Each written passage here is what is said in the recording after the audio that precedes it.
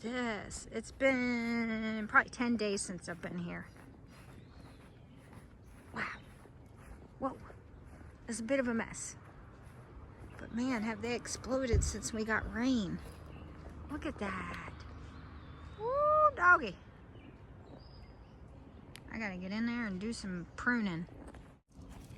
Okay, so I did a little bit of tying up here at Materville, but I gotta say, I am really liking the string, the weaving it up the string. It is incredibly easy, and lo and behold, I didn't have high hopes for it, but it's actually like holding the weight of the tomato plants pretty well. So we'll see once there's some tomatoes on it, but it almost seems like they're climbing up the string themselves a bit. They all pretty much stayed really upright because they're like weaving themselves around the string, which is pretty neat. It only took me like, I don't know, 10 minutes to weave all of them. And I've got 2 rows, one on each side here, and they're all looking really well. And as far as the other side, when I first got here, I did a quick clip, but I'm not going to do any pruning today because honestly, there doesn't really seem to be any disease happening. So I'm kind of like, let's leave this area be and see what happens. If maybe me messing with them less can keep them disease-free longer. There's a lot of foliage, a lot of overlap. I don't know, we'll just see what happens. There's a ton of flowers everywhere, just flowers all over the place. Lots of fruit that's already set on the plant. And look at those big old flower blooms. They're all over the place. My peppers are suffering though because tomato plants are doing so well, it's kind of crowding them out. So I may come back, not today, but maybe in a couple days, and prune the lower leaves that are kind of covering up the pepper plants. I mean, some of them are okay. This one's okay, but these 3 are okay. They've grown up a good bit, but there's some that are just completely buried. My flowers that I planted here did not do so hot. I don't know why. They didn't do very good at my house either. Maybe it was because I planted them right before that drought that we had. I did get some basil that it's not doing great. It's already went to seed, but it smells good. There are some peppers over here at Materville. Some peppers that got a whole lot of pest damage, so that's a bummer, but you know me, I'm more interested in the tomatoes than I am the peppers, but I did want to trade peppers. Ooh, what's this one? Inferno. Oh, that one's doing really well. Let's see if I can show you. Look at that. This is gonna be a hot one. I'm guessing this is a hybrid. Oh, school heat's only 5,000. That's not bad at all. Why is it called Inferno? It's a bit drastic of a name for something that's only got 5,000 Scoville. I'll have to look it up. I think it's probably a hybrid. I think I'm done here for the day because my husband's with me and he's kind of waiting on me to stop piddling around. Ooh, I'm like sitting in between the rows and it's like tomato heaven. It's like a little tunnel of tomato fantasticness. Oh, like I don't know if you can see my little, let's see if I turn around here.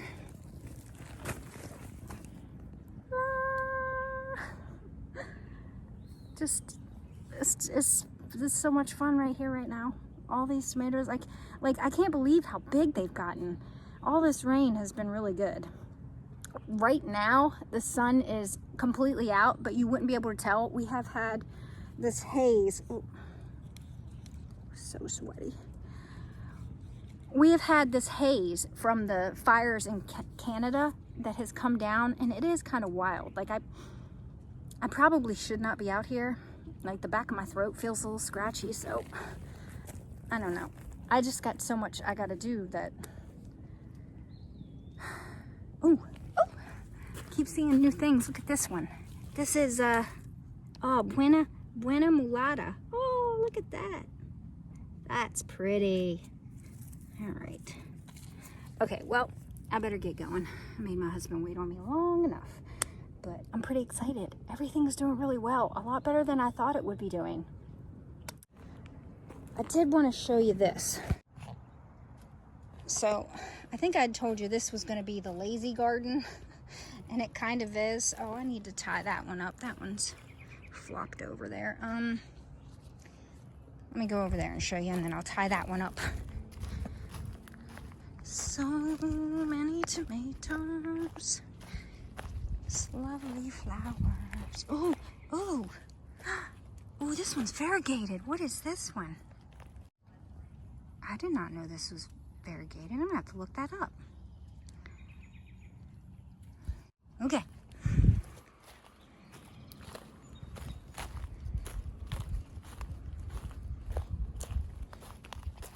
All right. So I had told you I was going to be kind of laxadays with doing the best I can, paying attention to my garden, and this one was really going to like fend for itself, which it's doing pretty good. But so instead of tying up each and every one of these tomatoes, I just tied this string here and kind of took it and laid it under to try to keep them from at least crawling across the ground. I did that in a few different places here. It's not the greatest job, but it's something. So this is the one I need to tie up. I'm going to tie it up to this post here. And then I'm going to get home, and I still have to work on my garden. I am pruning that one, and I am tying those up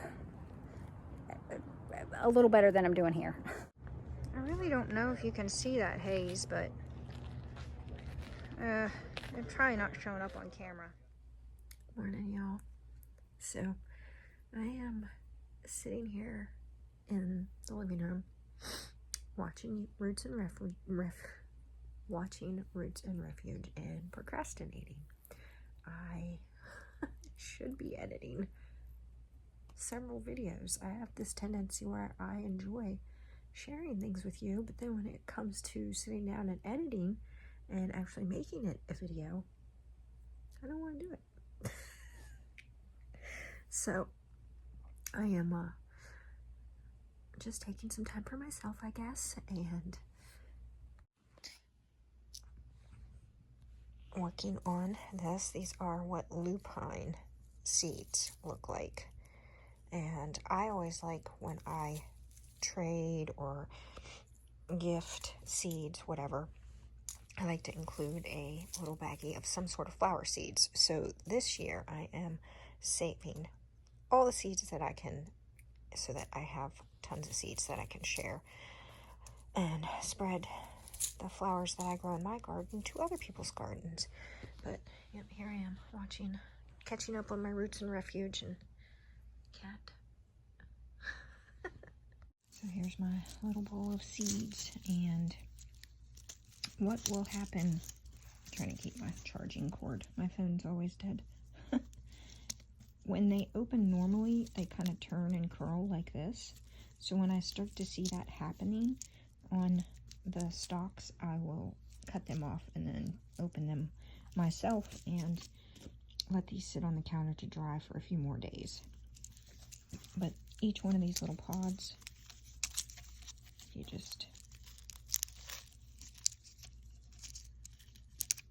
open it up. Whoop. There's the little seeds in there. Usually has like 4 or 5 seeds per pod. So I'm just sitting here enjoying catching up on some YouTube and saving seeds. Alrighty, I've made my way out to the kitchen to do some things. So I am jarring up my mints that I dried. So I dried them in the greenhouse for a week, and then I brought them in the kitchen and put them on this table because there's a fan right above it, and just to make sure they're good and dry, I left them under the fan. It's been a week. I normally wouldn't leave them that long, but it is what it is. I just didn't get around to it. Here's the kale seeds that I saved. I think I have a little clip where I show how I saved these. So here's what's happening today. So do you remember, I think I showed it in the last vlog, where I harvested a bunch of kale that went to seed, red Russian, and scarlet. So this is the scarlet, and what I accidentally did was, usually what I'll do is I lay out a sheet on my deck, like a bed sheet, a big old bed sheet, like a king size bed sheet, or whatever size sheet that you would have. And then I lay this kind of evenly over the sheet to complete drying. Well, it rained like a lot and they got really, really wet. So I brought them in the greenhouse here and I stuck my fan. I put them in this cardboard box and I stuck my fan on them yesterday, and they dried out really well. And you can see there's a whole bunch that fell to the ground here. So I don't know, I'll probably have kale seeds popping up, perhaps. But I've just stuck them in a big old trash bag now. And basically all I'm doing is I'm just smashing the trash bag and shaking the seeds out of it. And that's really all you have to do. And at the bottom of this bag, I should have a bajillion scarlet kale seeds. So I'm just like sticking my hand in there and I'm like vigorously just shaking it really, really, really hard. And those little pods will, well, some of them will. Some of them are still a little damp, but the pods will split open. So you see this one's split open and the seeds have fallen out of it. Here's one that just has split open, and you can see the tiny little scarlet kale seeds, and they'll just fall out.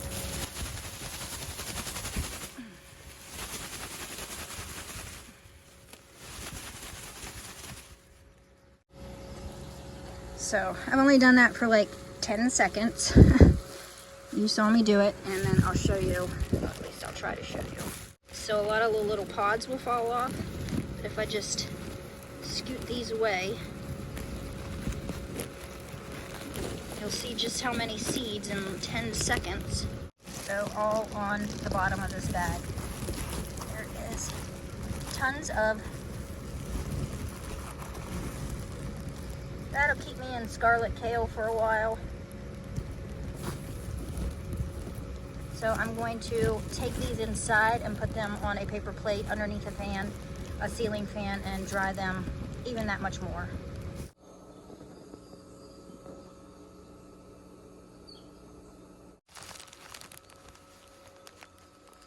There's a little bit of riffraff in it, but that's okay. I got most of it out.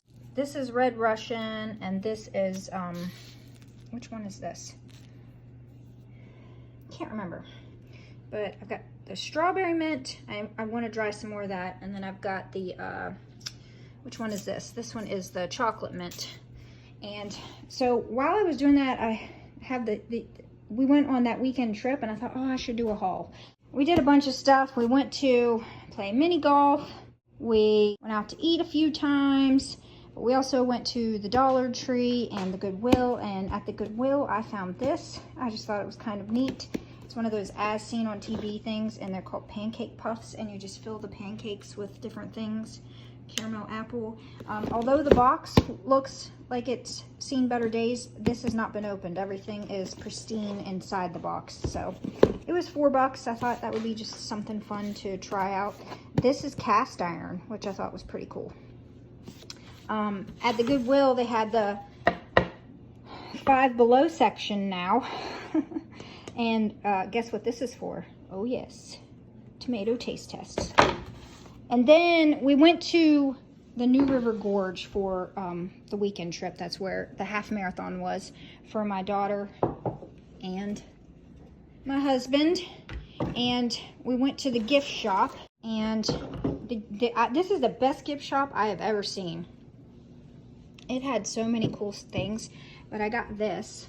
And this is a birdhouse. It's a sloth, and I adore sloths.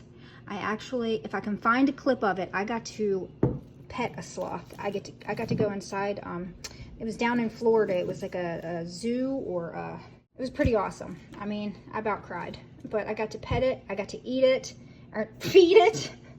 But I love sloths. They're just the coolest animals. And then, oh my gosh, when I saw these, I about freaked out. Look at these pots. And look at the detail. I love I can't remember what kind of mushroom this is, but like it comes off the side, and it's like completely 3D. These are like movable. Whatever this little thing is like squishy and movable. Is so neat. So neat. And then I got a smaller one for my daughter,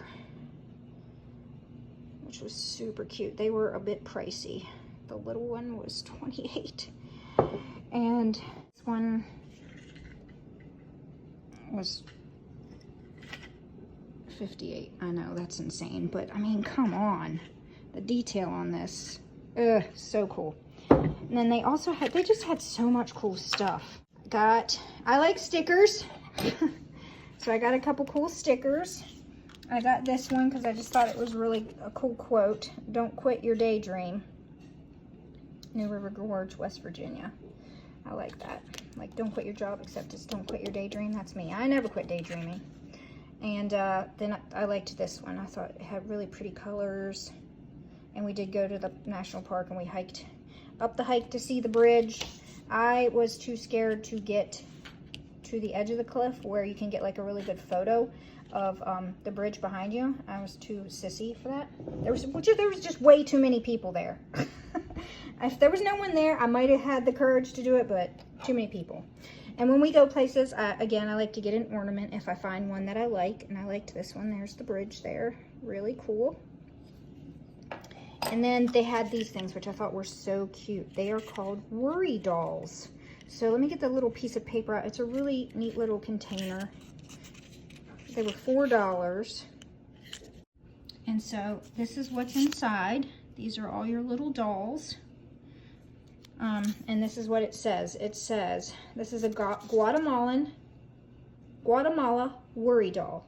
There is a legend amongst the Highland Indian villages of Guatemala. If you have a problem, then share it with a worry doll. Oops. Before going to bed, tell one worry to each doll, then place them beneath your pillow. Whilst you sleep, the dolls will take your worries away. I just thought that was so adorable. So I'm going to go put these up by my bed, my little worry dolls. And we also went to a TJ Maxx. They always have cool stuff at TJ Maxx for cats.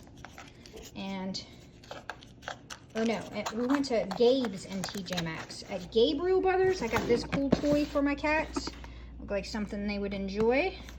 So I'll probably wait and give this to them for Christmas because they have so much crap already. And then also this. They have a house like this already, but it's just cardboard. And the inside is a scratching post.